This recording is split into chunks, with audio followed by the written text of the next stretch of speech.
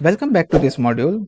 So in this module, we're going to build the counter application. So let me first show you the final version of the project that we're going to build in this particular module. So this will be the project that we're going to build in this particular module. So you can see we have this nice card-like structure that has a heading, counter, then we have this particular element which is the span element whose value is going to be updated once we are going to actually interact with these three buttons. So if I click on this particular increase button, then you can see the values actually changes, means the value is actually incrementing, and also the color is changes to green. And also if I click on reset, then the color is changes to black. And if I actually click on this decrease button, then you can see we get the negative values and also the color is changes to red. If I actually increment it, and now if I actually get the value greater than 0, then the color is changes to green. And now if I click on this reset button, then again the value is set to 0 and also the color of this particular element is actually changes to black. You can change the color to actually your own need. Just like when you launch the application, the color is actually having this bluish one. And also in this particular project, we have this nice container animation. Alright. So in the next lecture, we're going to start with the HTML part of the project. So now it's time to start with the HTML part of the project, which is the counter application.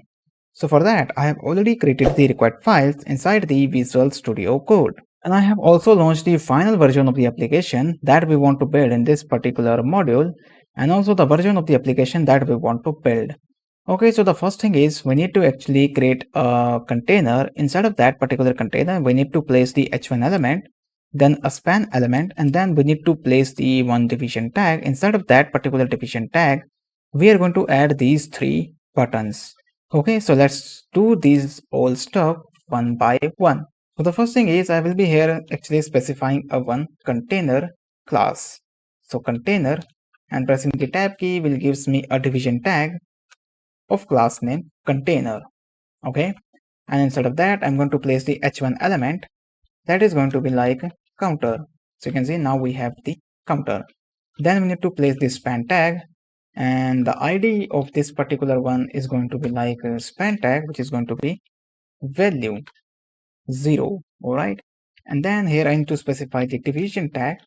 So division tag, then this is going to be equals to button.